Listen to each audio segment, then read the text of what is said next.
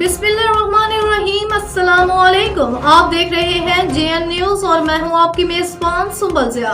Bulletin का बाकायदा आगाज करते हैं और शामिल करते हैं अब तक की अहम तरीन खबर शामिल करते हैं। हाफिजाबाद अपने bureau chief Sheikh Ilyas DPO Hafizabad Faisal Gulzar की हिदायत पर जिला हाफिजाबाद में मंशियात के खिलाफ भरपूर कार्रवाइयाँ जारी हैं।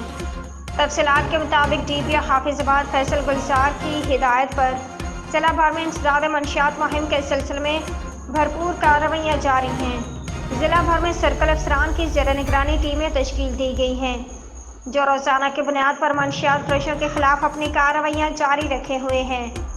गुज़श्ता रोज़ इंस्पेक्टर सुहेल अशरफ SHO थाना सिटी हाफिजाबाद और सब inspector Liaquat Ali SHO Chaudhry Amanat ASI थाना बनी की तारर ने कार्रवाई करते हुए 5000 ग्राम से ज़ायद चर्स बरामद करते हुए मुलज़मान को गिरफ्तार कर लिया।